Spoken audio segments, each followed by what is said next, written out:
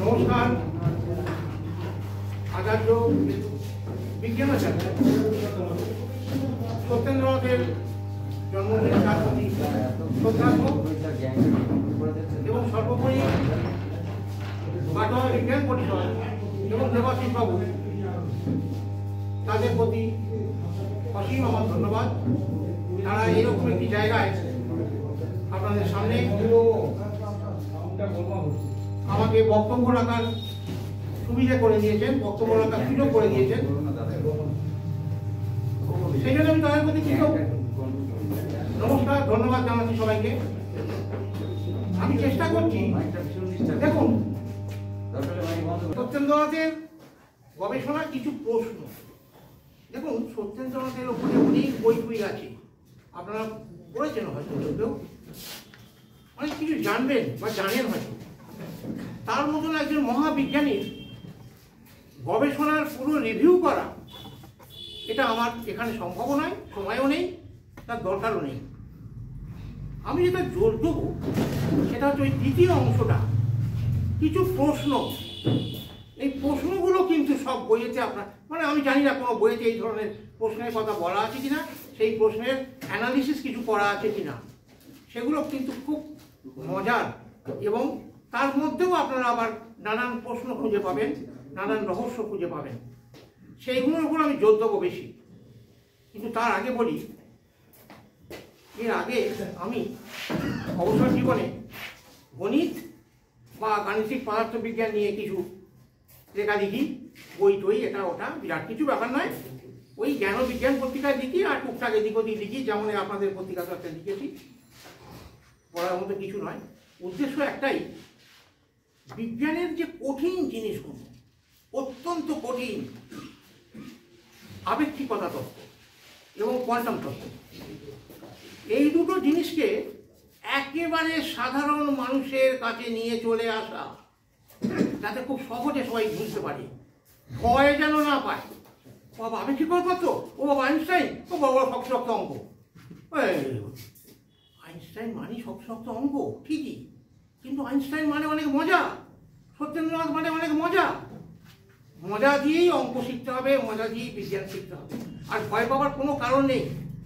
Einstein একবার বলেছিলেন যে তুমি যদি কোনো কঠিন তত্ত্বকে একটা 6 বছরের বাচ্চার কাছে বোঝাতে না পারো, তাহলে বুঝতে হবে তুমি নিজেই সেটা ঠিক মতো বোঝোনি।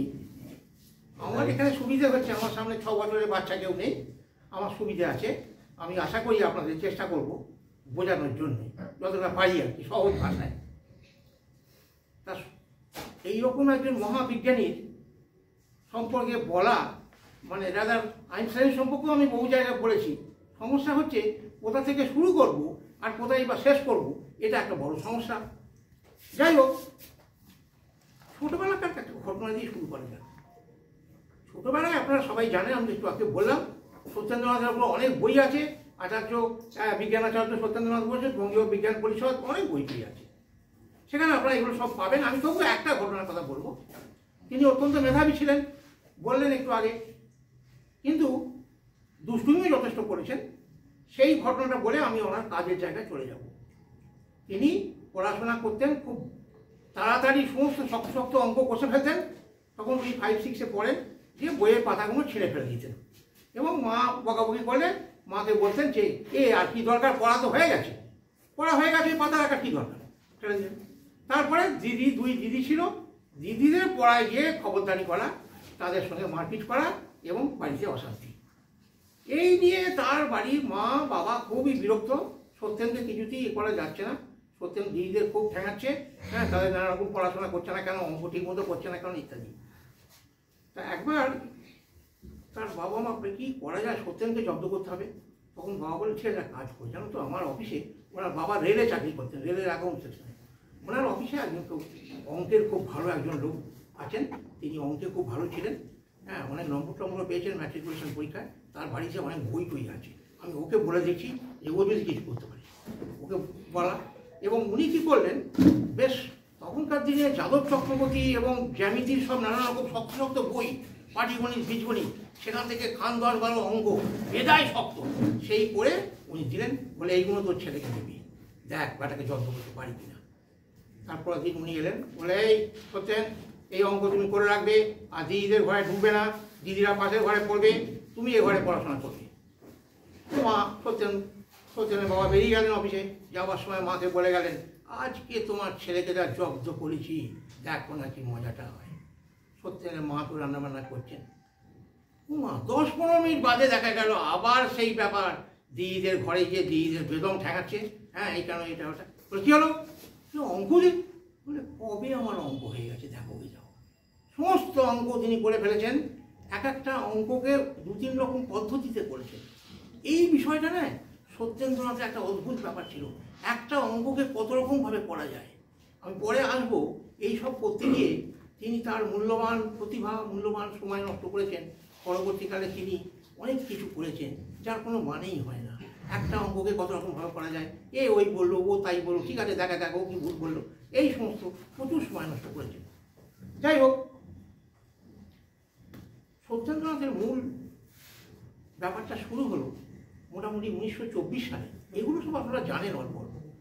1924 সালে তিনি তখন ঢাকা বিশ্ববিদ্যালয়ের অধ্যাপক।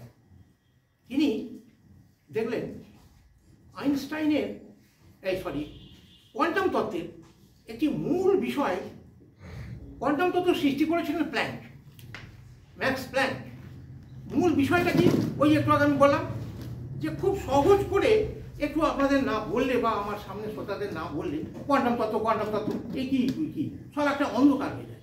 মানে বিষয়টা হচ্ছে যে প্রকৃতি দুরকম রূপ আমরা দেখতে পাই, একটা হচ্ছে বড় বস্তু জগৎ, একটা ছোট ছোট বস্তু জগৎ।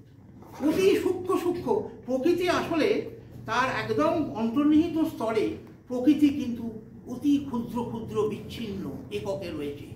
মোদ্দা কথা হচ্ছে প্রকৃতি কিন্তু কংক্রিট নয়, ডিসক্রিট। এবং এই যে ক্ষুদ্র এটা কণার মতো রয়েছে, এবং সেখানে একটা শক্তি কণা, এনার্জি পার্টিকেল। কীরকম উদাহরণ দিতে হবে, শুধু বক্তৃতা করলে হবে না। মেঘের দিকে দেখুন, দূর থেকে দেখছেন মেঘ একটা বিরাট একটা রয়েছে, আপনি যত কাছে যাবেন দেখবেন ওগুলো অতি ক্ষুদ্র জলকণা এক জায়গায় হয়েছে। দূর থেকে যেটা মনে হচ্ছে একটা, কাছে গেলে সেগুলো ডিসক্রিট, মানে ছাড়া বিচ্ছিন্ন। ঠিক একই উদাহরণ অনেক দেওয়া যায়। আপনার বাড়িতে চিনির শিশিটা রয়েছে, এক শিশি চিনি রয়েছে, দূর থেকে মনে হচ্ছে একটা সাদা রঙের কি জিনিস রয়েছে, একটা গোটা জিনিস। আপনি কাছে যান, ছোট চিনির দানা। তা সেই একটা চিনির দানাতেও কিন্তু মিষ্টি আছে তো। চিনির যেটা মূল ব্যাপার, তার মিষ্টতা, সেটা ওই ক্ষুদ্র কণাটার মধ্যেও রয়েছে। ঠিক এইরকমভাবে প্ল্যাঙ্কের ব্যাখ্যা ছিল যে এইরকমভাবে এই যে আলোর যে বিকিরণের দুটো ব্যাপার, একটা হচ্ছে কণা ধর্ম, একটা হচ্ছে তরঙ্গ ধর্ম। কণা রূপে আসছে, তরঙ্গ রূপে আসছে। প্ল্যাঙ্ক একটা বৈপ্লবিক কাণ্ড করলেন। প্ল্যাঙ্ক বললেন ওই কণাগুলো ডিসক্রিট এবং ছাড়া, ওই বালির মতন, কাছে গেলে মনে হচ্ছে একটা। এবং প্ল্যাঙ্ক একটা সূত্র দিলেন, প্ল্যাঙ্ক ল অফ রেডিয়েশন, বিকিরণের একটা সূত্র, কিভাবে বিকিরিত হবে। এখন সমস্যাটা হলো, এই সূত্র প্রমাণ একটা প্ল্যাঙ্ক দিলেন, প্ল্যাঙ্ক একটা তার প্রমাণ দিলেন, আইনস্টাইনও একটা তার প্রমাণ দিলেন। কিন্তু এই সূত্রটা নিয়ে একটু গোলমাল হয়ে গেল। এখানে কিন্তু মেঘনাথ সাহার একটা ভূমিকা আছে, যেটা কিন্তু অনেক বইতে নেই। এটা আমি বলার প্রয়োজন মনে করছি, কারণ বইতে অনেক কিছুই আছে, সেগুলো আমি আর রিপিট করবো না। মেঘনাথ সাহা একদিন বোসের বাড়িতে এসে বললেন যে প্ল্যাঙ্কের এই যে সূত্রটা, সেটাকে একটা ওই গোলমাল থেকে, একটা বিভ্রান্তি থেকে উদ্ধার করো না। দেখা যাচ্ছে প্ল্যাঙ্কের সূত্রটা কিন্তু দারুণ। মানে গণ্ডগোলটা কোথায় ছিল, আলোর বিভিন্ন রকমের তো তরঙ্গ ধর্ম আছে, কোনোটা ছোট তরঙ্গ, কোনোটা বড় তরঙ্গ ইত্যাদি। দেখা যাচ্ছে প্ল্যাঙ্কের ফর্মুলাটা বড় তরঙ্গের বেলা দারুণ রেজাল্ট দিচ্ছে, কিন্তু যাই ছোট তরঙ্গ হচ্ছে তাহলে পরে একবার যাচ্ছে তাই কাণ্ড হয়ে যাচ্ছে, মানে রেজাল্টের ধারে কাছে যাচ্ছে না।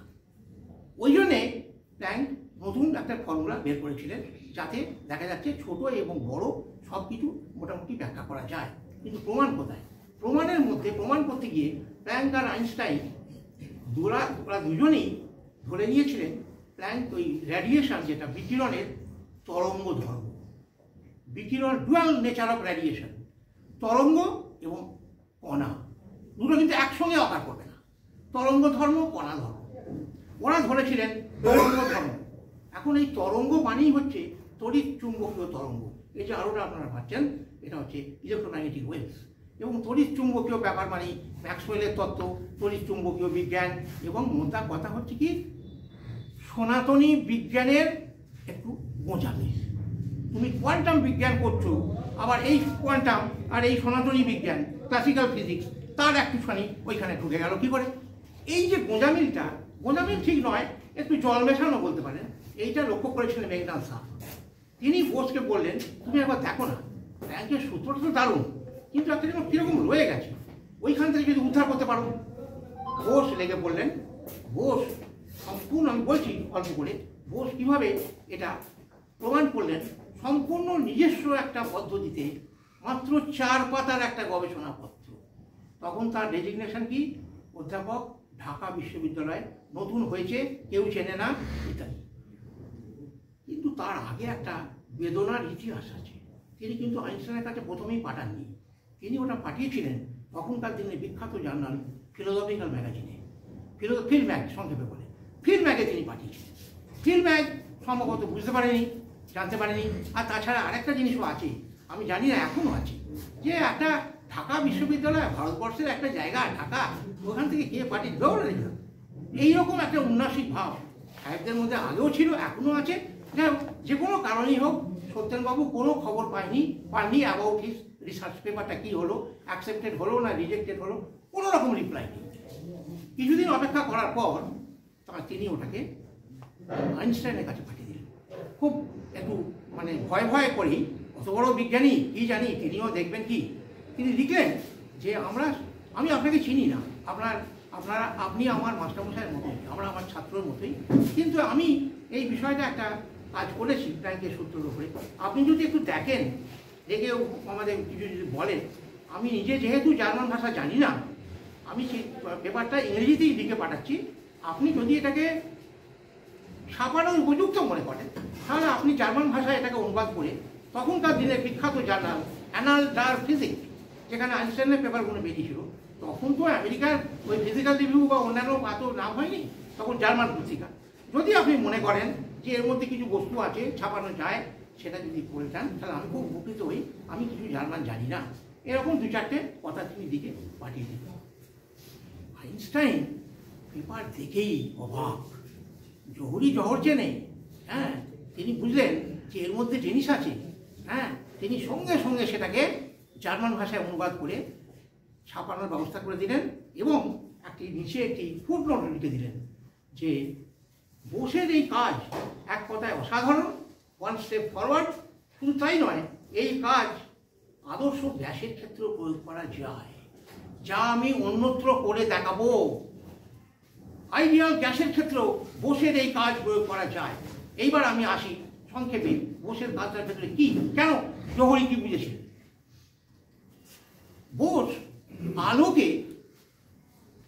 হচ্ছে, আলো দুটো রূপই আছে, তরঙ্গ রূপ আছে, কণা রূপ আছে। আলো কণাকে বলা হয় ফোটন।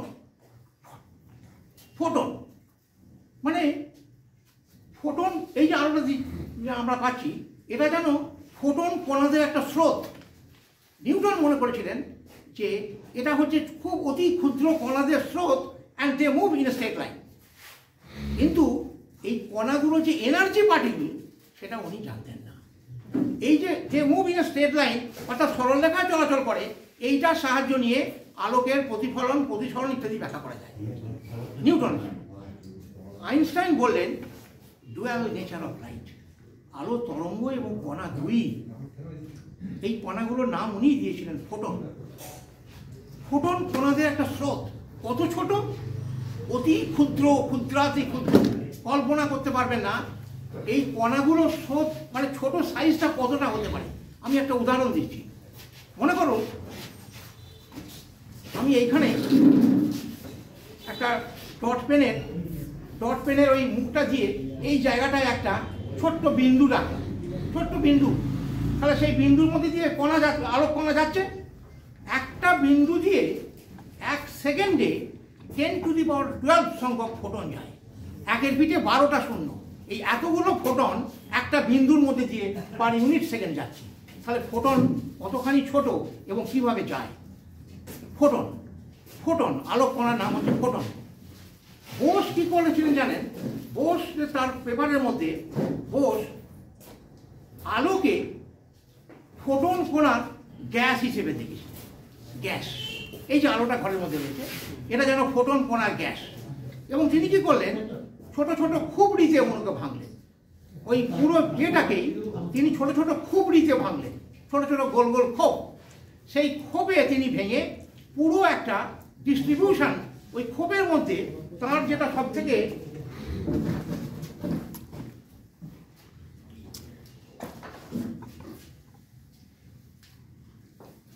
বোসের ব্রিলিয়ান্সি দুটো জায়গায়, ওই 4 পাতার পেপার বলে নয়।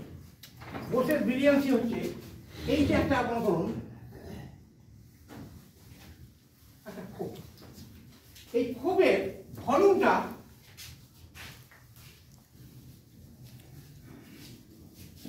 তিনি ধরলেন h³ সমান। What is H? এইচটা হচ্ছে প্ল্যাঙ্কের ধ্রুবক। মানে কোয়ান্টাম তত্ত্ব শুরুর যে ব্যাপারটা, যে কোনো রেডিয়েশন অতি ক্ষুদ্র ছোট ছোট ছোট ছোট ঝলকে ঝলকে বেরিয়ে যাচ্ছে, ডিসক্রিট, কংক্রিট নয়, ডিসক্রিট। এবং সেখানে প্ল্যাঙ্কের ফর্মুলাটা হচ্ছে অনেকটা এইরকম, অনেকটা কেন এইরকমই।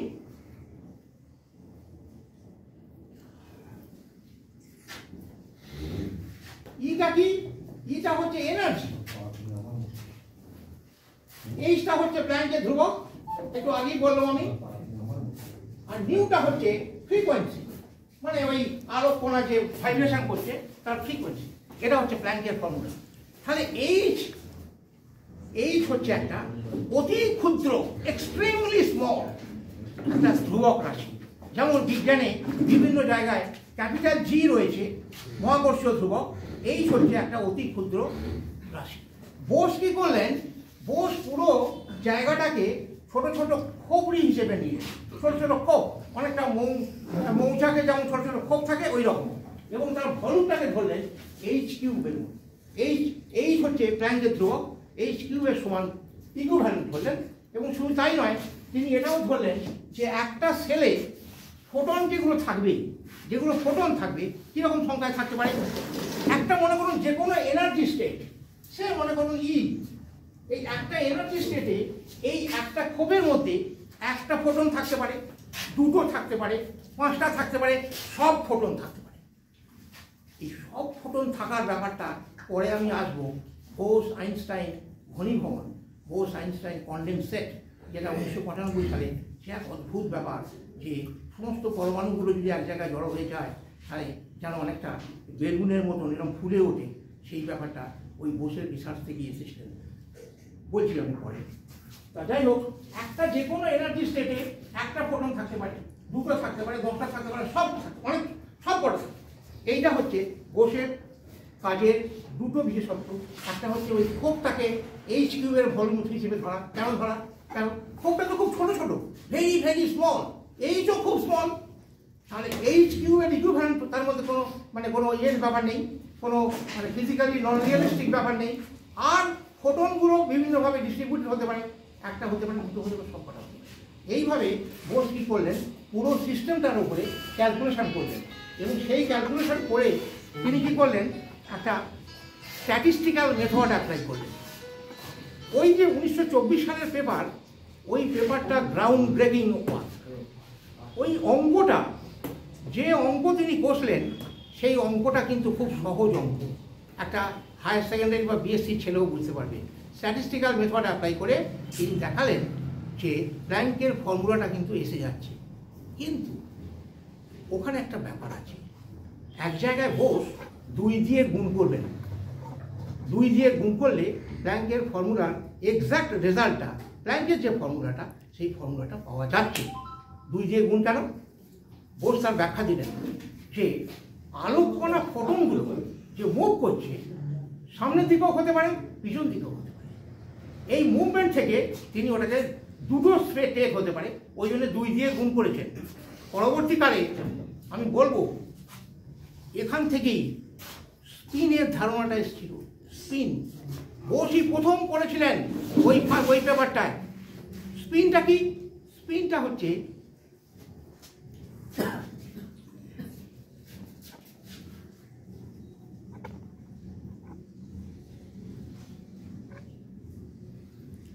এরকম হতে পারে,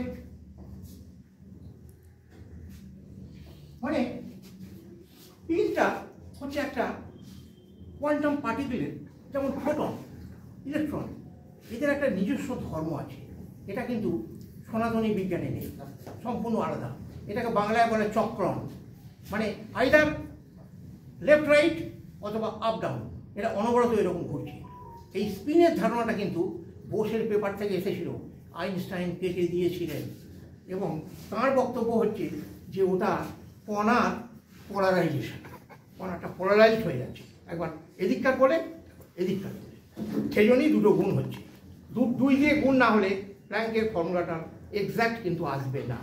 যাই হোক, বোস কিছু বলেননি, মেনে নিয়েছিলেন। পরবর্তীকালে দেখা গেল যে এই ফর্মুলা থেকে বা এখান থেকেই স্ট্যাটিস্টিক্সটা বেরিয়ে আসছে, যেটাকে আমরা বলছি বোস স্ট্যাটিস্টিক্স। যেহেতু আইনস্টাইন বলেছিলেন যে এটাকে আইডিয়াল গ্যাসের ক্ষেত্রে প্রয়োগ করা যায়, যা আমি অন্যত্র দেখাবো, এবং তিনি দেখিয়েওছিলেন। এটা অ্যাপ্লাই করে তিনি বেশ কয়েকটা পেপার ছাপালেন, এবং এখান থেকে বেরিয়ে এলো বোস আইনস্টাইন স্ট্যাটিস্টিক্স। তার মানে কি হলো দেখুন, আগে ছিল স্ট্যাটিস্টিক্যাল মেকানিক্স বা statistical physics. What is that? সেটা হচ্ছে কিছুই নয় যে ক্লাসিক্যাল মেকানিক্স, মানে থার্মোডাইনামিক্স, স্ট্যাটিস্টিক্স আর মেকানিক্সের মিশ্রণ, একটা পুরনো সাবজেক্ট স্ট্যাটিস্টিক্যাল ফিজিক্স বা স্ট্যাটিস্টিক্যাল মেকানিক্স। বোস এর মধ্যে কোয়ান্টাম ধারণা নিয়ে এলেন। বোসকে এক কথায় ওই জন্য বলা যেতে পারে he is the father of quantum statistical mechanics. এবং তার এই যে স্ট্যাটিস্টিক্স নতুন গবেষণার জগৎ খুলে দিল, মাত্র 4 পাতার ওই গবেষণাপত্র। কিন্তু তার পরবর্তীকালে যে ইম্প্যাক্ট তখনই বলে যায়নি, যে ওই যে বললাম একটু আগে আমি, যে ফোটনগুলো বা কোয়ান্টাম পার্টিকেলগুলো একটা জায়গায় জড়ো হতে পারে, একটা জায়গায় জড়ো হয়ে গিয়ে যে কি কাণ্ড ঘটতে পারে, ওইখান থেকেই সুপার ফ্লুইডিটি বা কনডেনসেশন, মানে কি বলবো, যে ওটাকে বলা হয় বোস আইনস্টাইন কনডেনসেট। মানে অদ্ভুতভাবে ওটা এক্সপেরিমেন্টালি পরে প্রমাণ হয়েছিল একটা 5th স্টেট অফ ম্যাটার, বস্তুর পঞ্চম অবস্থা। কীরকম পঞ্চম অবস্থা? কেন পঞ্চম অবস্থা? আপনারা বা আমরা সাধারণভাবে কি দেখি, বস্তুর 3টে অবস্থা, তরল, কঠিন আর বায়বীয়। যেমন বরফ কঠিন, আবার জল, আবার বাষ্প ইত্যাদি। কিন্তু এছাড়াও ওপর দিকে, মানে আপনি যদি টেম্পারেচার বাড়ান, আর একটা স্টেট আছে, তাকে বলে প্লাজমা স্টেট। প্লাজমা স্টেট কত ডিগ্রি টেম্পারেচার বাড়াতে হবে? বহুত, 400 থেকে 300 কেলভিন স্কেলে নিয়ে যেতে পারলে তাহলে বস্তুগুলো কি হয়, আয়োনাইজড হয়ে যায়, এবং তখন সেই স্টেটকে বলা হয় প্লাজমা স্টেট। মহাবিশ্বে আমরা যেসব বস্তু দেখি, ঘর বাড়ি পাহাড় পর্বত এটা ওটা, বেশিরভাগই তার মধ্যে থেকে অনেক বেশি বস্তু রয়েছে প্লাজমা স্টেটে, যেটা আমরা দেখতে পাই না। তো ওটাকে বলা হয় 4th স্টেট অফ ম্যাটার। আর নিচের দিকে, অর্থাৎ যদি আপনি টেম্পারেচার কমাতে শুরু করেন, ওই রকম একটা ঘনীভবন হয়ে যাবে, সুপার ফ্লুইডিটি, সেটাকে বলা হয় বোস আইনস্টাইন কনডেনসেশন বা বোস আইনস্টাইন কনডেনসেট, যেটা থিওরিটিক্যালি ছিল, কিন্তু 1995 সালে এক্সপেরিমেন্টালি ছবি তুলে অদ্ভুত ব্যাপার, সেই ছবি আপনারা দেখতে পাবেন। এর অনেক বই টই আছে, আপনারা নেটেও দেখতে পাবেন। বোস আইনস্টাইন এরকমভাবে যেন সেই বেলুনের মতন ফুলে ফুলে উঠেছে, এবং এটা একটা অদ্ভুত ব্যাপার। এবং যারা এটা এক্সপেরিমেন্টালি প্রমাণ করেছিলেন তারা কিন্তু নোবেল পুরস্কার পেয়েছিলেন। এসব নিয়ে অনেক গল্প আছে, বোস কেন পাননি, এটা ওটা আমি পরে আসবো সংক্ষেপে, যদিও আমি বিতর্কে যাবো না। এ নিয়ে বলতে গেলে রাত কেটে যাবে। বোস কেন নোবেল পায়নি, অমুক কেন পেয়েছেন, এসব ছেড়ে দেওয়া যায়। আচ্ছা, এই হলো বোসের প্রথম 1924 সালে পেপারের মোটামুটি সংক্ষেপিত ইতিহাস। আচ্ছা আচ্ছা, আমি একটু চা খেতে পারি?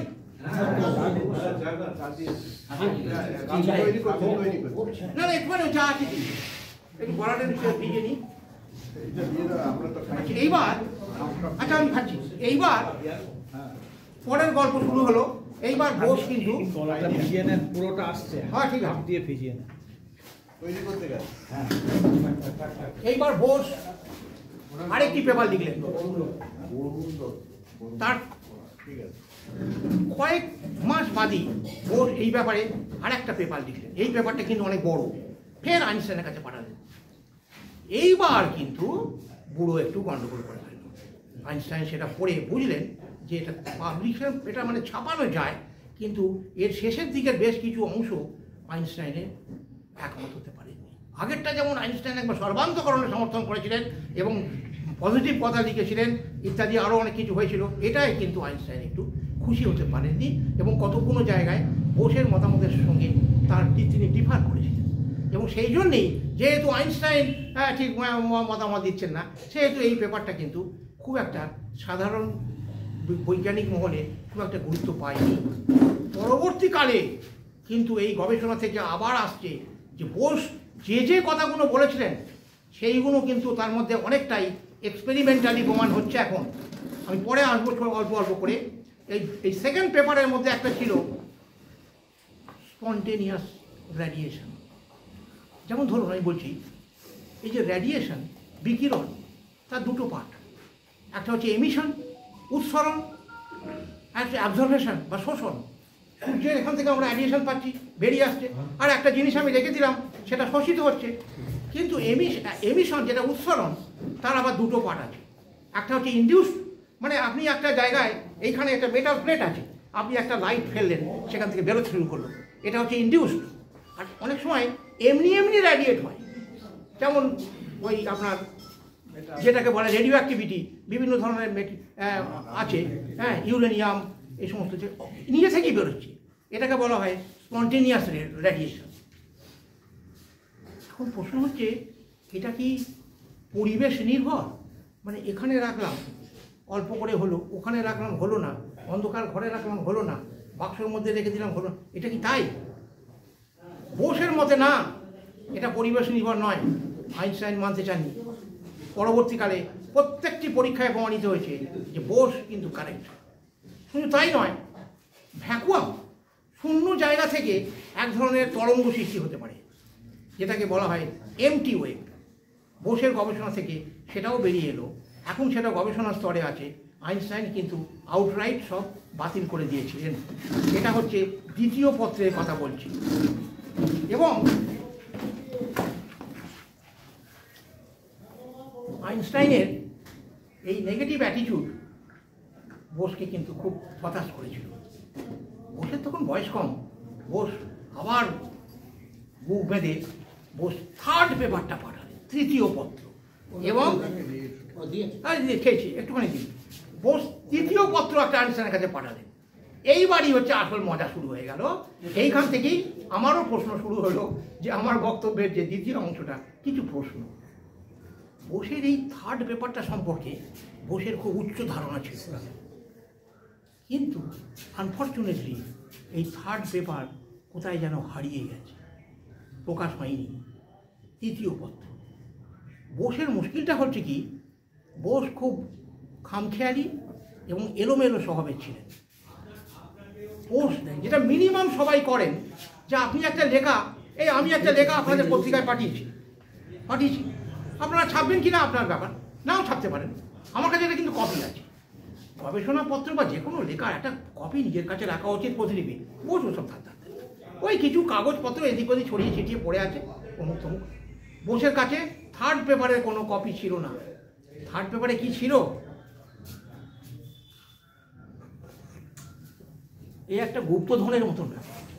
এইখানেই আসল আমার যে বক্তব্যের, যে বোসের গবেষণা, কিছু প্রশ্ন শুরু হলো এইখান থেকে, যে এই যে এরপরে থার্ড পেপার তো হারিয়ে গেছে, পাওয়া যায় না। তারপর থেকে কিন্তু কোয়ান্টাম বলবিদ্যায় 24-25 সাল 26 সাল থেকে একের পর এক ইউরোপিয়ান বিজ্ঞানীরা নানান রকম আবিষ্কার করতে শুরু করলেন। তার মধ্যে একটা ছিল ডি ব্রগলি বলে একজন ফ্রেঞ্চ বিজ্ঞানী, তার ম্যাটার ওয়েভ, বস্তু তরঙ্গ। বস্তু তরঙ্গটা কি, যে কোনো বস্তু শুধু যে ছোট বস্তুর তরঙ্গ রূপ আছে তা নয়, ডুয়াল নেচার অফ লাইট বা কণা তরঙ্গ দ্বৈত সত্তা আছে তা নয়, বড় বস্তুরও তরঙ্গ আছে, এই বোতলটারও তরঙ্গ রূপ আছে। এটা ডি ব্রগলি প্রমাণ করেছিলেন যে ম্যাক্রোস্কোপিক বডি, বড় বস্তুরও তরঙ্গ রূপ আছে এবং তার একটা ফর্মুলাও কিন্তু তাহলে আমরা দেখতে পাই না কেন? দেখতে পাচ্ছি না কেন? একটা বড় ফুটবল বা একটা মোটর গাড়ি যদি তরঙ্গ রূপ থাকে দেখতে পাচ্ছি না কেন? দেখতে পাচ্ছি না এই কারণে ওই তরঙ্গের ডি ব্রগলির যে ফর্মুলাটা, সেই ফর্মুলা থেকে দেখানো যায় ওই তরঙ্গের ওয়েভ লেন্থটা এত এত ছোট, এক্সট্রিমলি স্মল, সুতরাং ওটা ধর্তব্যের মধ্যে পড়ে না। ওই জন্যে আমাদের দৈনন্দিন জগতে বা দৈনন্দিন জীবনে আমরা কোনো কোয়ান্টাম এফেক্ট দেখতে পাই না, ওই কারণেই দেখতে পাই না। ম্যাক্রোস্কোপিক ওয়ার্ল্ড আমাদের দৈনন্দিন জীবন, গ্রহ নক্ষত্র, মোটর গাড়ি, রেলগাড়ি, এই তাদের এই সমস্ত ব্যাপারে আমাদের কোনো কোয়ান্টাম এফেক্ট পাই না। ওই কারণেই কোয়ান্টাম এফেক্ট পাবো কখন? যখন বস্তু খুব ছোট হয়ে যাবে, টেম্পারেচার খুব নিচে লো হয়ে যাবে, তখনই কোয়ান্টাম এফেক্ট থাকবে। যাই হোক, এই যে বসুর যে থার্ড পেপারটায়, সেখানে কিন্তু বলা হয়, আমি জানি না, আমি থার্ড পেপার দেখিনি, আমি বইপত্র পড়িছি আপনাদের মতন, এখানে কিন্তু ম্যাটার ওয়েভের স্পষ্ট ইঙ্গিত ছিল।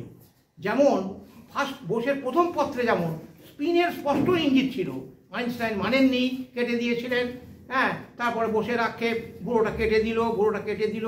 যাই হোক, তৃতীয় পত্র খুঁজেই তো পাওয়া যাচ্ছে না, ওটা প্রমাণ করা কি হবে? কিন্তু পার্থ ঘোষ, বোসের জীবিত ছাত্র, এখনও বেঁচে আছেন সম্ভবত, তিনি অনেক দিন আগে দেশ পত্রিকায়, যতদূর মনে পড়ছে 1994-এ, মানে সেও অনেক দিন হয়ে গেল, তিনি কিন্তু এই ব্যাপারে অনেক লিখেছিলেন, অনেক প্রবন্ধ লিখেছিলেন। সেখানে বোসের প্রথম পেপার, দ্বিতীয় পেপার, তৃতীয় পেপার, সেখানে কিছু ব্যাপার রয়েছে যে বোসের ওই তৃতীয় পেপারে ডি ব্রগলির ম্যাটার ওয়েভে স্পষ্ট ইঙ্গিত রয়েছে।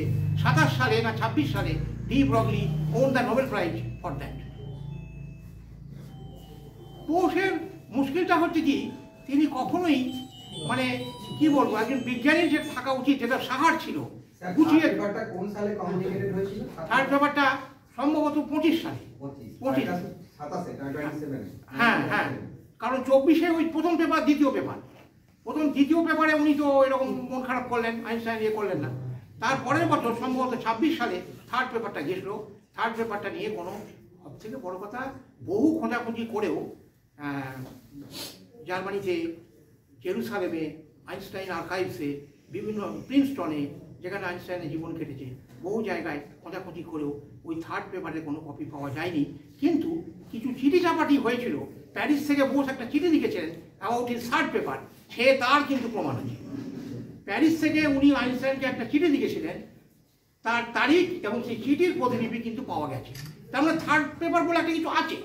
হারিয়েছে বা কে হারিয়েছে, সেখানে কি ছিল, এসব প্রশ্ন মীমাংসা হওয়া খুব কঠিন। কিন্তু একটা কিছু ছিল এবং সেটা হারিয়েছে। কোথায় হারিয়েছে কেউ বলতে পারে না। যাই হোক,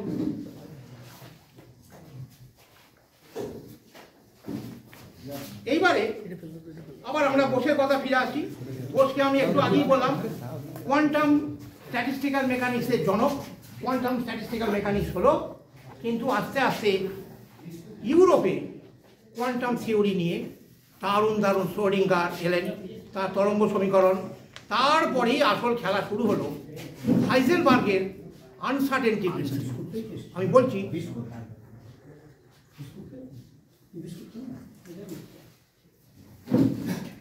হাইজেনবার্গ কোয়ান্টাম তত্ত্ব তখন খুব প্রাইমারি স্টেজে আছে, এই 25-26 সালের কথা বলছি। 27 সালে ওই যে একটু আগে বললাম যে nature at it's very initial state, concrete নয়, ডিসক্রিট, এটা হচ্ছে কোয়ান্টাম বলবিদ্যার প্রথম পস্টুলেট। দ্বিতীয় পস্টুলেট কি? কণা তরঙ্গ ডুয়াল নেচার অফ কণা এবং তরঙ্গ। তখন আমি দেখছেন কণা, না দেখলে তরঙ্গ। ভুতুড়ে আইনস্টাইন খুব একটা মানতে পারেনি এগুলোকে, ভুতুড়ে বিজ্ঞান করেছিলেন। তারপরে হাইজেনবার্গের এলো আনসার্টেনটি প্রিন্সিপল, অনিশ্চয়তা তত্ত্ব। এটাও কোয়ান্টাম মেকানিক্সের একটা কর্নার স্টোন বলতে পারেন, একটা ফাউন্ডেশন, একটা পিলার। তাতে কি বলছে? তাতে বলছে যে আপনি কোনো একটি কণা, তার একই সঙ্গে, মনে করুন একটা কণা, তার আপনি পজিশনটা দেখতে পাচ্ছেন এক্স, কেমন, এবং তার ভরবেগটা কি? কণাটার ভর আর বেগের গুণফল, এই হচ্ছে ভরবেগ। পজিশন আর ভরবেগ আপনি একই সঙ্গে উইথ আরবিট্রারি অ্যাকিউরেসি আপনি কখনোই ক্যালকুলেট করতে পারবেন না। ক্যালকুলেট করতে গেলেই এরার এসে যাবে। একই সঙ্গে তাহলে কী বললাম, একই সঙ্গে কোনো একটি কণার, কোয়ান্টাম কণার পজিশান এবং ভরবেগ ক্যালকুলেট করতে পারবেন না উইথ আরবিটারি অ্যাকুরেসি। আপনি যদি মনে করেন আমি পজিশানটা অর্থাৎ এক্সটা নিখুঁতভাবে মাপব, তাহলে পরে কিন্তু মোমেন্টাম একবারে যাচ্ছে তাই কাণ্ড হয়ে যাবে। এবং এই দুটোর প্রোডাক্ট আপনি যখনই মাপতে যাবেন, অর্থাৎ মনে করুন এইখানটা আমি দিচ্ছি, মনে করুন আপনি কণার পজিশন হচ্ছে এক্স, মোমেন্টাম হচ্ছে পি, আপনি যখনই মাপতে যাবেন সেখানে যদি একটা ছোট্ট এরার থাকে ডেল্টা এক্স, মানে এক্সকে মাপ করতে গিয়ে মেজারমেন্ট করতে গিয়ে একটা ছোট্ট ভুল হলো ডেল্টা এক্স, পিকে মাপতে গিয়ে ছোট্ট একটা ভুল হলো সেই ডেল্টা পি, সেইটাও এইচের সঙ্গে ইকুইভ্যালেন্ট। অর্থাৎ বুঝতেই পারছেন এটা হচ্ছে ডেল্টা এক্স হচ্ছে এক্সের ছোট্ট একটা এরার। এইবার যদি মনে করুন ডেল্টা এক্সের যদি 0 হয়, ডেল্টা এক্স কোনো এরার নেই, আপনি একবার দারুণভাবে মেপেছেন, তাহলে ডেল্টা পি হয়ে যাবে আনডিফাইন্ড। দুটো একসঙ্গে উইথ আরবিটারি অ্যাকুরেসি মানা সম্ভব নয়। এটা হচ্ছে কোয়ান্টাম বলবিদ্যার একটা অন্যতম প্রধান হাতিয়ার বলতে পারেন, পস্টুলেট বলতে পারেন। এটাকে বলা হয় হাইজেনবার্গের আনসার্টেনটি প্রিন্সিপল, যেটা আইনস্টাইনকে খুব প্রবলেমে ফেলেছিল। এইবারই আস্তে আস্তে গন্ডগোল শুরু হয়ে গেল। এটা আস্তে আস্তে গন্ডগোল শুরু হয়ে গেল। কিরকম গন্ডগোল শুরু হলো? আইনস্টাইন বললেন প্রবাবিলিটি থিওরিতে, দেখুন কি অদ্ভুত ব্যাপার, আইনস্টাইন যখন কোয়ান্টাম তত্ত্ব প্ল্যাঙ্ক দিলেন, সেই কোয়ান্টাম তত্ত্বকে কাজে লাগিয়ে তিনি 1905 সালে একটা পেপার করেছিলেন। তিনি 1905-এ যাকে বলা হয় তাঁর মিরাকেল ইয়ার, গোটা পদার্থবিজ্ঞানের দুনিয়াটাকে বদলে দিয়েছিলেন। তার মধ্যে একটা ছিল ফটো ইলেকট্রিক এফেক্ট। কেমন ব্যাপারটা কি? ব্যাপারটা মনে করুন একটা মেটালের একটা পাত রয়েছে, একটা হ্যাঁ, সেখানে আপনি একটা আলো ফেলছেন। আলো ফেলা মানেই হচ্ছে ওখানে ফোটন কণা স্রোত পড়ছে, আর মেটালের মধ্যে রয়েছে কি ইলেকট্রন। তাহলে ফোটন আর ইলেকট্রন ইন্টারাকশন করে একটা কাণ্ড হয়, সেটাকে বলা হয় ফটো ইলেকট্রিক এফেক্ট। এবং এই ফটো ইলেকট্রিক এফেক্টের ব্যাখ্যা দিয়ে অনেক কিছু জিনিস করা যায়। অনেক জায়গায় আপনারা গেছেন, কোনো একটা হোটেলের সামনে গিয়ে দাঁড়ালেন, নামি দামি হোটেল, অটোমেটিক দরজাটা খুলে গেল, ওখানে সমস্ত কিন্তু ওই ফটো ইলেকট্রিক এফেক্টের অ্যাপ্লিকেশন। এছাড়া আরও অনেক কিছু আছে। আইনস্টাইন তার ব্যাখ্যা দিয়েছিল, ওটা ব্যাখ্যা কেউ দিতে পারছিল না কেন এরকম হচ্ছে। আইনস্টাইন বললেন যে ফোটন কণার স্রোত হিসেবে পড়ছে এবং সে মেটালের মধ্যে ইলেকট্রনকে সঙ্গে ইন্টারাক্ট করছে, করে একটা ঘটনা ঘটছে, এবং কমপ্লিটলি তিনি ওটার ব্যাখ্যা দিয়েছিলেন। এবং তিনি he won the Nobel prize for that. ওইটা বার করবার জন্যে আইনস্টাইন পেয়েছিলেন Nobel prize for his photo electric effect. এইবার তার মানে কি, তিনি কোয়ান্টাম তত্ত্বর অ্যাপ্লিকেশন করে সেরা সম্মান পেলেন। কিন্তু এবার যত সময় এগিয়ে গেল, 25, 26, 27 সাল 1900, হাইজেনবার্গের আনসার্টেনটি প্রিন্সিপল, তখন হয়ে গেল কি, ওই কোয়ান্টাম জগতের হিরোদের সঙ্গে শ্রোডিঙ্গার, হাইজেনবার্গ, ডিরাক, বোস কিন্তু রয়েছেন, বোস কিন্তু কিছু একটু পাশে রয়েছেন, আইনস্টাইনের বিরোধ শুরু হয়ে গেল। আইনস্টাইন বললেন এ কখনোই হতে পারে না, এ সমস্ত ভুতুড়ে বিজ্ঞান হচ্ছে। এবং তিনি কোয়ান্টাম তত্ত্ব থেকে নিজেকে গুটিয়ে নিলেন। আশ্চর্য, যে তত্ত্বের প্রয়োগ করে তিনি বিশ্বসেরা নোবেল পুরস্কার, তার পরবর্তীকালে তার মনে হয়েছিল কোথাও একটা ভুল হচ্ছে, এদের এরা সব বড় বড় বিজ্ঞানী, এরা কোথাও একটা ভুল করছে, সত্য একদিন প্রকাশ পাবেই। তিনি বলেছিলেন যে এটা ভুতুড়ে বিজ্ঞান শুধু নয়, আমি প্রবাবিলিটিতে বিশ্বাস করি না, I like certainty, I don't like probability. হাইজেনবার্গের আনসার্টেনটি প্রিন্সিপলের তিনি তীব্র বিরোধী ছিলেন। যাই হোক, কিন্তু এটাই হচ্ছে কোয়ান্টাম তত্ত্বের একটি রক্ষা কবচ, যার ফলে বিরোধ শুরু হয়ে গেল। আইনস্টাইন গুরু, তার সঙ্গে এই নব্য রূপকার শ্রোডিঙ্গার, তারপরে ডিরাক, তারপরে ম্যাক্স বর্ন জার্মান বিজ্ঞানী, পরে নোবেল পুরস্কার পেয়েছিলেন। তিনি প্রথম এই প্রবাবিলিস্টিক স্ট্যান্ডপয়েন্টটা, probabilistic interpretation of quantum theory এনেছিলেন, যে যখন ওয়েভগুলো হবে সেগুলো র্যান্ডাম, আপনি আগে থেকে বলতে পারবেন না, আপনি যখন দেখছেন তখনই তাকে মেজারমেন্ট করতে পারবেন, এবং তার অ্যাম্প্লিটিউডটা একটা প্রবাবিলিটি, সেখানে অঙ্কের ব্যাপার আছে। আইনস্টাইন এটা মানতে চাননি। তাঁর বক্তব্য হচ্ছে বিজ্ঞানের মধ্যে সম্ভাবনাবাদ থাকবে কি, কোয়ান্টাম তত্ত্বের একটা অন্যতম প্রধান বৈশিষ্ট্য হচ্ছে যে একটা কণা একই সময়ে এখানে থাকতে পারে, এখানে থাকতে পারে, ওখানে থাকতে পারে, সেখানে থাকতে পারে। What is this? একটা কণা একই সময়ে এ বি সি ডি সব জায়গায় থাকতে পারে, থাকতে পারে, থাকতে পারে। এই সমস্ত ব্যাপার রয়েছে যাকে অ্যাপারেন্টলি একবারে মানে ইম্পসিবল বলে মনে হবে, কিন্তু এটা ঘটনা। কোয়ান্টাম তত্ত্ব সত্যিই এরকম হয় এবং সেই জন্যেই কোয়ান্টাম তত্ত্ব আজও এত রহস্যপূর্ণ। যাই হোক, রহস্যের কথা আপনারা অন্য জায়গায় শুনবেন। আমাকে এখন রহস্য বলতে গেলে অনেক কিছু বলতে হয়। আমি বোসের কথায় আবার ফিরে আসি। বোস, ওই যে বললাম প্রশ্ন কোথায়, আইনস্টাইন স্বেচ্ছায় সরে গেলেন। আপনারা দেখবেন 1925-26 সালের পর থেকে বোসের ওই যে গ্রাউন্ড ব্রেকিং কাজ, আমি যদি 3টে কাজকেও ধরি, থার্ড পেপার না খুঁজে পাওয়া যায়নি। ঠিক আছে, আছে হয়তো কোথাও কিছু রহস্য, ওখানেও আছে, কিন্তু তারপর থেকে দীর্ঘ 25 বছর বোস প্রায় নিজেকে গুটিয়ে নিলেন। কেন? এই যে 25টা বছর, দেখুন 25 বছর সময় কিন্তু কম হয়, তখন কিন্তু ইয়াং, তিনি যথেষ্ট বয়স কম ছিল। মানে আমি বলছি এই 24-25-এর পর থেকে আপ টু 51 সাল পর্যন্ত। 51 সালে আবার বলছি, সেটা পরের গল্প। এই পর্যন্ত আমরা দেখতে পাচ্ছি, আপনারা যদি ওই বইয়েতে পাবেন বোসের গবেষণাপত্রের লিস্ট, তাতে আপনারা দেখতে পাবেন এই সময়টার মধ্যে বোসের উল্লেখযোগ্য সেরকম কোনো কাজ নেই। কেন নেই জানে না, কেন নেই? বোস কি, তাহলে প্রশ্ন হচ্ছে, বোস কি তার গুরুর মতোই কোয়ান্টাম তত্ত্বে একটু সন্দিহান ছিলেন যে এটা কি ভুতুড়ে বিজ্ঞান, এটা অনেক কিছু জিনিস ব্যাখ্যা করছে, এটা ঠিক, কিন্তু কোথায় যেন একটা খটখটানি রয়ে গেছে, এটা ঠিক বিজ্ঞান নয়, কীরকম যেন একটা গাঁজা গপ্প মতো মনে হচ্ছে, অথচ রেজাল্ট তো ঠিকই। এই জন্যে বোসও কি তার গুরুর মতন নিজেকে গুটিয়ে নিয়েছিলেন এই সময়টা? এই রহস্যের সমাধান কেউ দিতে পারবে না। এই প্রশ্ন আমারও আছে। এই প্রশ্নটাই ওই আমি বলেছিলাম এখানে কিছু প্রশ্ন। তাহলে কি বোস কিছু করেননি 25 বছর মাঝে? করেছিলেন, খুব মামুলি কিছু কাজ করেছিলেন, একদম করেননি তা নয়। আপনারা দেখতে পাবেন, বই আছে collected works of S N Bose, সেখানে বলা আছে সব কিছুই।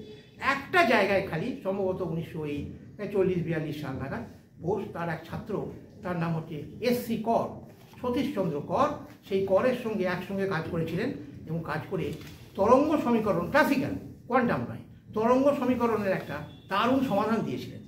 এই সমাধানটা ইলাস্টিসিটিতে আমরা কিছু কাজ করেছি, আরও অনেকেই জায়গায় এই সমাধানটা প্রচুর কাজে লাগে, দারুণ একটা কাজ, একটা ওয়েভ ইকুয়েশনের সমাধান, তরঙ্গ সমীকরণের সমাধান, কিন্তু কোয়ান্টাম তরঙ্গ সমীকরণ নয়, ক্লাসিক্যাল মেকানিক্সের, মানে সনাতনী বিজ্ঞানের, সাবেকি বিজ্ঞানের।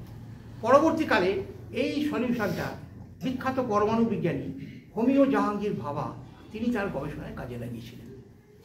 এই 5-6 পাতার একটা গবেষণাপত্র, ব্যাস। তারপর বোস একদম চুপচাপ, ওই মামুলি দু একটা ছেলে কাজ করিয়েছেন, ব্যাস। এইবার গল্প আবার শুরু হলো বোসের, ওই যে বললাম প্রশ্ন। এইবার কি হলো, 51 সালে দীর্ঘ 25 বছর বাদে আইনস্টাইনও তখন কোয়ান্টাম গবেষণা থেকে নিজেকে সরিয়ে এনেছেন। কিন্তু এইখানেই তফাৎ গুরু শিষ্যে। আইনস্টাইন তখন মেতে উঠলেন যে জীবনের সর্বশ্রেষ্ঠ গবেষণা যেটা তিনি সফল হতে পারেননি, সেটা কি? দেখুন, এই যে আমরা ট্রেনে চাপছি, মাথার উপর ফ্যানটা ঘুরছে, ইলেকট্রিসিটি, কেমন? আর যখন বাজার থেকে ব্যাগটা আনছেন, ভারী লাগছে, বা আমাদের ওজন ভারী লাগছে, এটা হচ্ছে গ্র্যাভিটি, ডিউ টু গ্র্যাভিটি, আর এটা হচ্ছে ইলেকট্রিসিটি। আসলে প্রকৃতি দুরকম হবে কেন? প্রকৃতির একটাই তো হওয়া উচিত।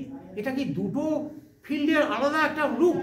একটা গ্র্যাভিটেশনাল ফিল্ড, মহাকর্ষ ক্ষেত্র, আর একটা হচ্ছে তড়িৎ চুম্বকীয় ক্ষেত্র, যেটা ফ্যান ঘোরাচ্ছে, যেটা ইলেকট্রিকের ট্রেন চালাচ্ছে, যেটা লাইট জ্বালাচ্ছে।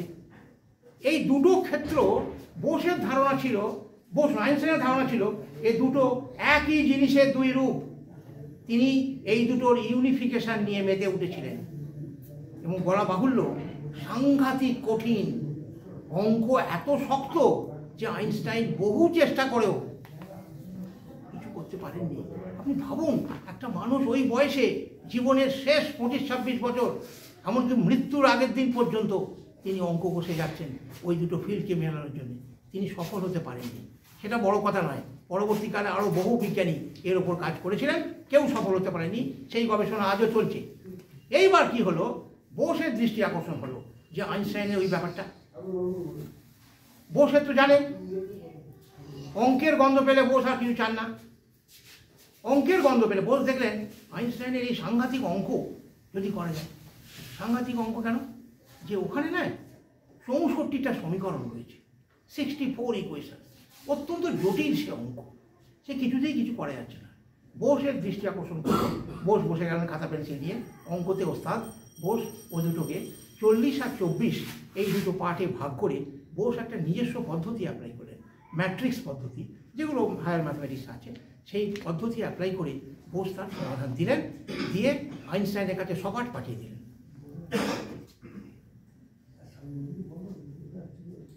সপাট পাঠিয়ে দিলেন আইনস্টাইনের কাছে। এবার 40 আর 24 দুটো পার্টে ভেঙে ম্যাট্রিক্স পদ্ধতি অ্যাপ্লাই করলেন।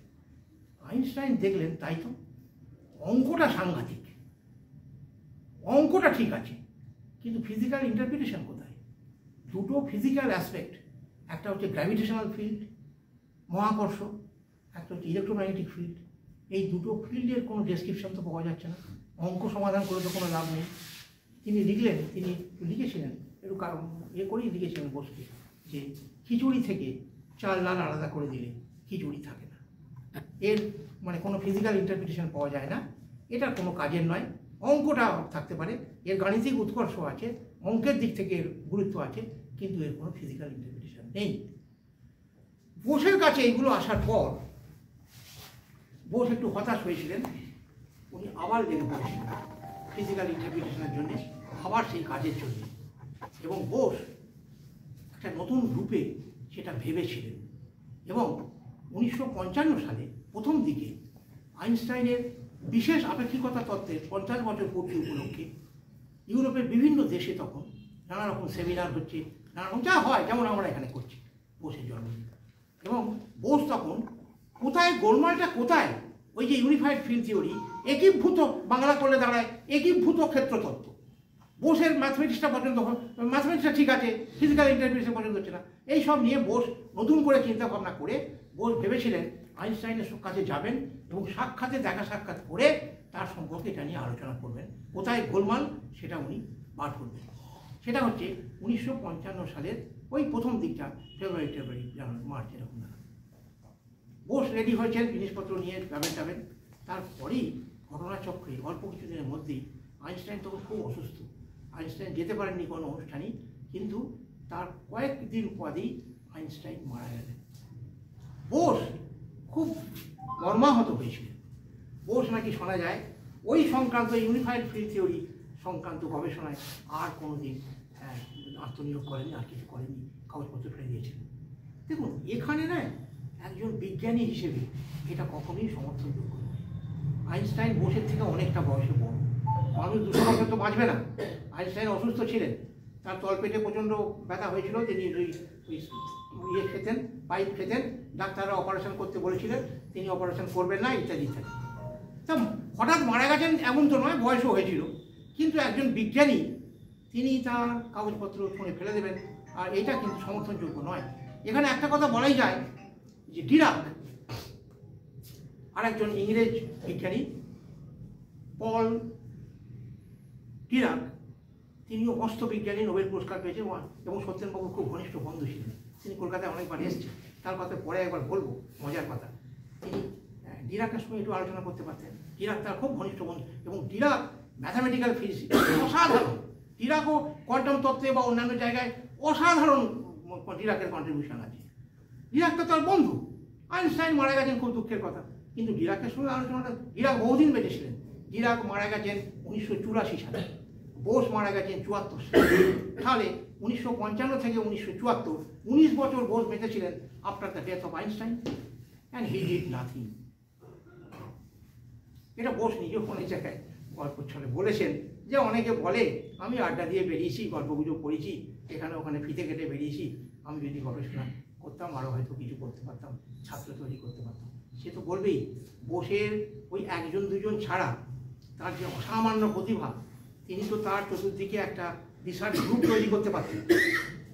তিনি ওই একজন দুজনকে হয়তো পিএইচডি করিয়েছেন, পূর্ণিমা সিংহ বলে একজন আছেন, আরও কয়েকজন হয়তো আছেন, আছেন দু একজন আছেন, কিন্তু সেই রকমভাবে উনি কিন্তু রিসার্চ গ্রুপ যাকে বলে তৈরি করা, তার যে পোটেনশিয়ালিটি, তার যে মেধা, সেটা তিনি উনি ব্যবহার করেননি, বা যে কোনো কারণই হোক।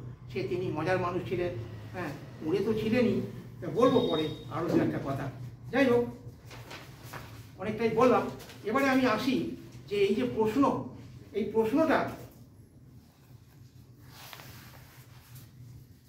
আমি আশা করি আপনারা বই পড়বেন এবং প্রশ্ন সম্পর্কে আপনারা দেখবেন যে প্রশ্নটা আসলে কোথায়। তাত্ত্বিক গবেষণা থেকে এবার দেখুন, আমি প্রায় আমার আলোচনা শেষের দিকে চলে এসেছি। আগেই বলেছি যে বোস খুব মজার মানুষও ছিলেন, ওই আইনস্টাইনের মতোই। একবার এই তার কাজ নিয়ে মজা, সেটাই আগে বলি, তার কাজ নিয়েই মজা। তিনি একবার ডিরাক, একটু আগে বললাম ডিরাক একবার কলকাতায় এসেছেন বিজ্ঞান কলেজে। ডিরাক বোধহয় দুবার কলকাতায় এসেছিলেন, আমার বেশ মনে আছে। আমি যখন টিআইএফআরে ছিলাম অনেকদিন আগে, তার আগে ডিরাক ওখানে এসেছিলেন এবং একটা বক্তৃতা দিয়েছিলেন, এবং ডিরাকের একটা লেকচার নোটও টিআইএফআরে আমি দেখেছিলাম। ডিরাক ইন্ডিয়াতে এসেছিলেন বেশ বোম্বেতে তো এসেছিলেনই, কলকাতাতে এসেছিলেন। তা ডিরাক কলকাতা আসবেন, সায়েন্স কলেজে বক্তৃতা করবেন। সত্যেনবাবু ডিরাককে আনতে গেছেন, ট্যাক্সি নিয়ে ডিরাককে আনতে গেছেন। ডিরাক খুব রোগা পাতলা ছিলেন, আর সত্যেনবাবু তো বিরাট বপু, বিরাট চেহারা।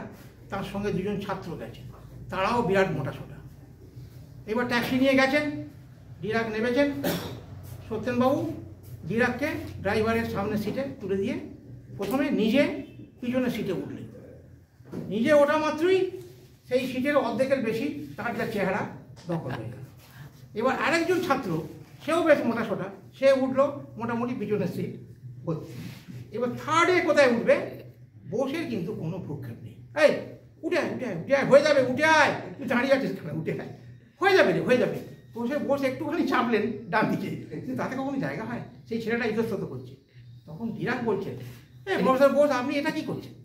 আরে সামনে তো জায়গা রয়েছে। ডিরাক তো রোগা পাতলা, আর তখন কোথায় সামনের সিটে অ্যালাউ করতো দুজনকে। হ্যাঁ, আপনি ওর সামনে দিকে পাঠিয়ে দিন, ওখানে কখনো হয়নি। বোসের কিন্তু কোনো প্রক্ষেপ নেই। বোস সমান আয়, উঠে আয়।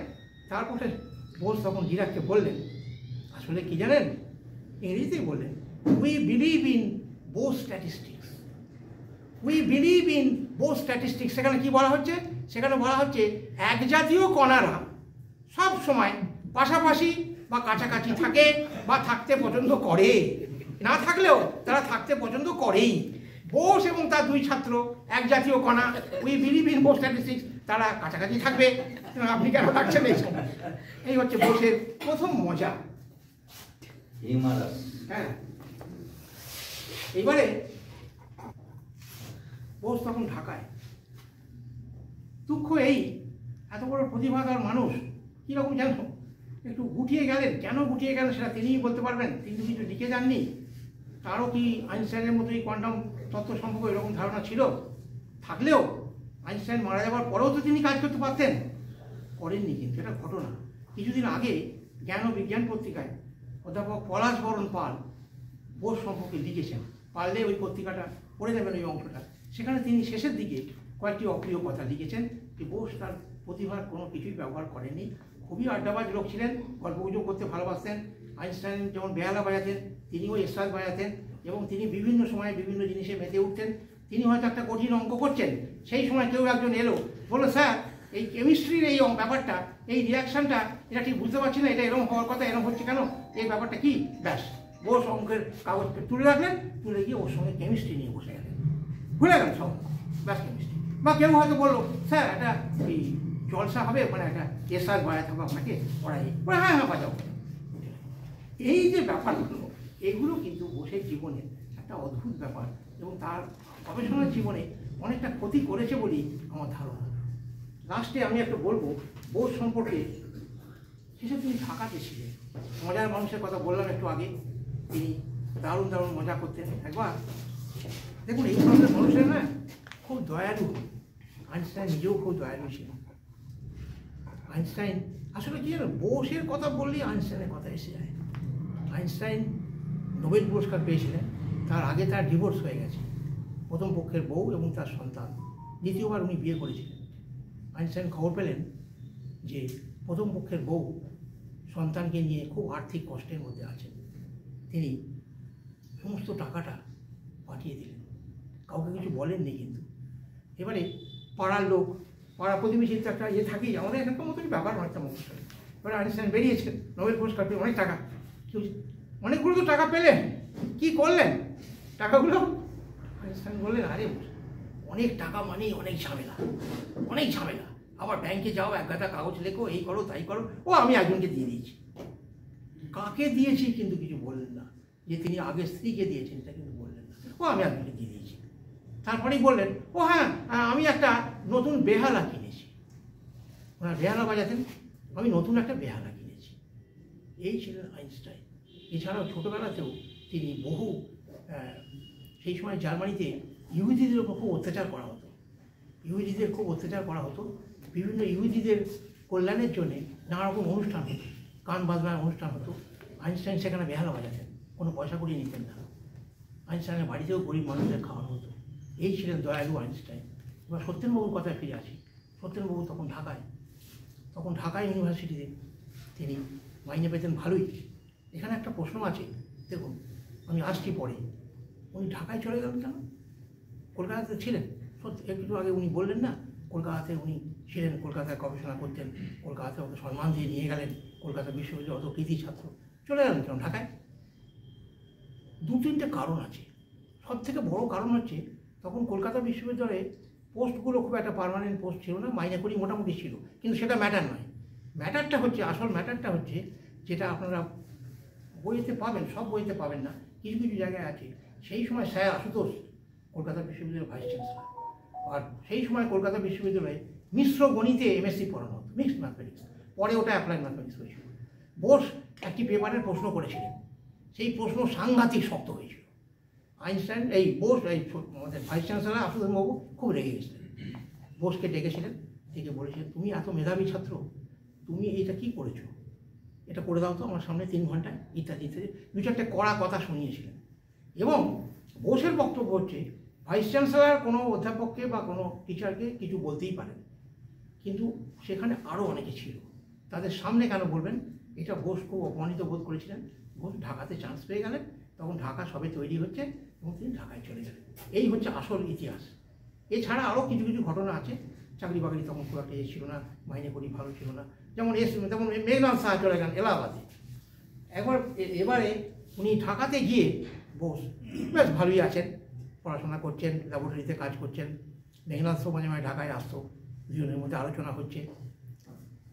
এবারে একদিন তিনি, তখন মাইনে করি, ঢাকা ইউনিভার্সিটি নতুন হয়েছে তো ভালোই মাইনে করে দিত।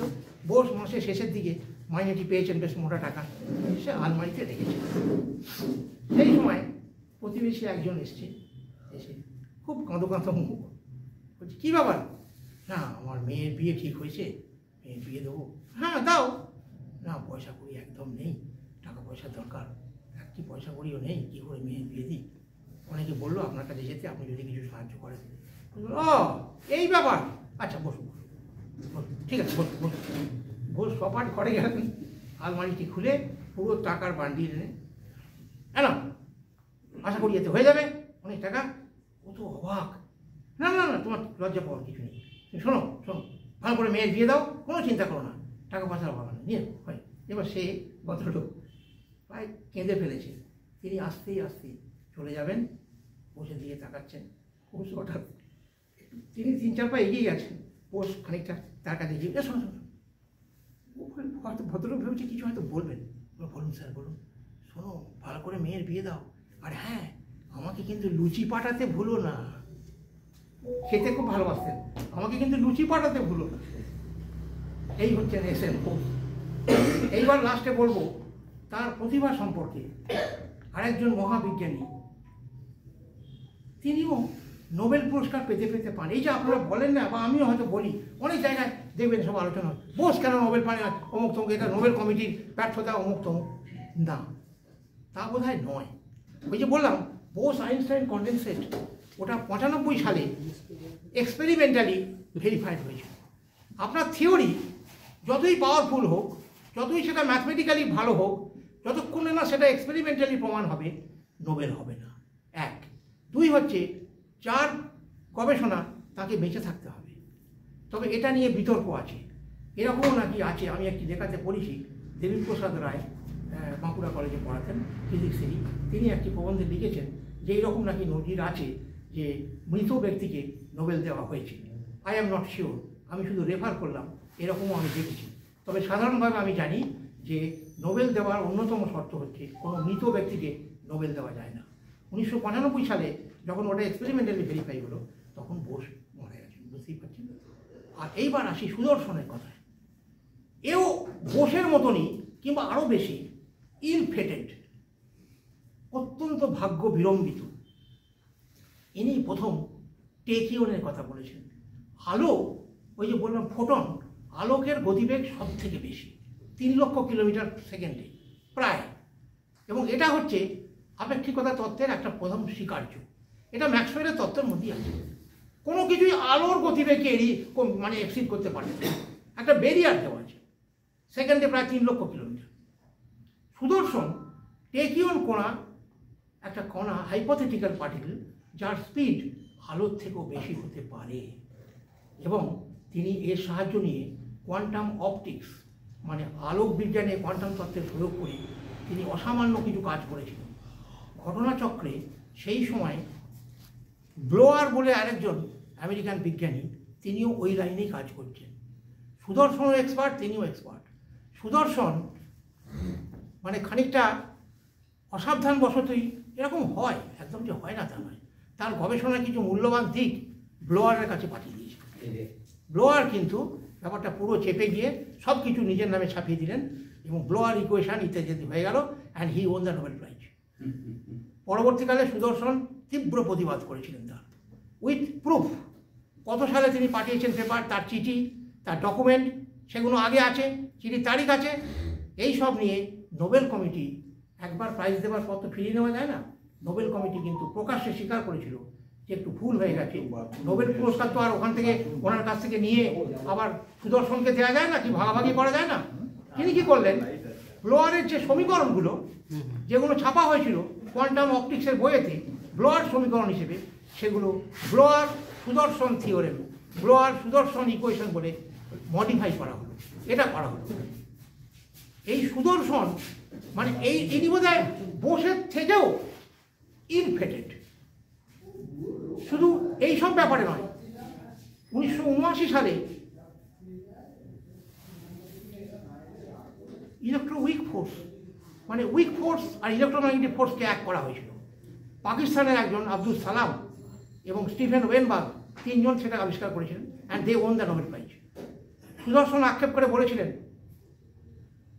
একটা বড় ভিতের ওপরে একটা দারুণ সুন্দর বাড়ি তৈরি হয়েছে, তার জন্য নোবেল পেয়েছেন, কেউ পান, কোনো আপত্তি নেই, কিন্তু ভিতটা যিনি তৈরি করেছেন তাকে স্মরণ করা হলো না। সুদর্শন ওই তত্ত্বের ভিতটা তৈরি করেছিলেন কোয়ান্টাম অপটিক্স সাহায্যে। হ্যাঁ, আশ্চর্য। সুদর্শনকে পুরোপুরি একদম সুদর্শন নোবেল পেলেন না, সুদর্শন মারা গেছেন মানে ওই আমেরিকার টেক্সাস ইউনিভার্সিটিতে। তা সেই সুদর্শন একবার এসেছিলেন। এবার বোস নিয়ে শেষ করি। সুদর্শনকে জিজ্ঞেস করা হয়েছিল বোসের প্রতিভা নিয়ে, বোসের আউটস্ট্যান্ডিং মেরিট, আইনস্টাইন ইত্যাদি। বোস কি নিজেকে সেভাবে এক্সপ্লোর করতে পারলেন না? সুদর্শন তার উত্তরে বলেছেন ভারী সুন্দর একটা কথা, সেটা দিয়ে আমি শেষ করব। সেটা হচ্ছে যে বোসের বিরাট প্রতিভা, আইনস্টাইনের ছায়া। আপনারা জানেন ছায়ার 2টো পার্ট আছে, প্রচ্ছায়া এবং উপচ্ছায়া। প্রচ্ছায়া উপচ্ছায়া গ্রহণের সময় যেগুলো হয় আর কি। সুদর্শন বলছেন বোসের বিশাল প্রতিভা আইনস্টাইনের বিরাট ছায়া এবং উপচ্ছায়া দিয়ে ঢাকা পড়ে গেছিল। এটা খুব দুর্ভাগ্যজনক ঘটনা। সুদর্শন নোবেল পুরস্কার পাননি, এটা যেমন একটা অত্যন্ত দুর্ভাগ্য। যদিও হ্যাঁ, সুদর্শন নোবেল পেলে তিনি এখন অবশ্য ভারতীয় নাগরিক ছিলেন না, তিনি ইউএস সিটিজেন। যাই হোক, ইন্ডিয়ান অরিজিন তো। সুদর্শনের কথা সবাই এক পক্ষে জানেন, বহুদিন আগে ভারতবর্ষে চলে গেছেন, আমি ভারতীয়, কিন্তু তবুও তো ইন্ডিয়ান অরিজিন, নোবেল পান। আর তিনি এত সুন্দর কথা বলেছেন বোসের সম্পর্কে, যে আইনস্টাইনের বিশাল ছায়া, প্রচ্ছায়া এবং উপচ্ছায়া বোসকে ঢেকে দিয়েছিল। বোস সেভাবে নিজেকে এক্সপ্লোর করতে পারে। বোসকে প্রণাম করছি এবং আপনাদের সবাইকে ধন্যবাদ জানিয়ে আমার আজকের বলা এখানে শেষ করছি।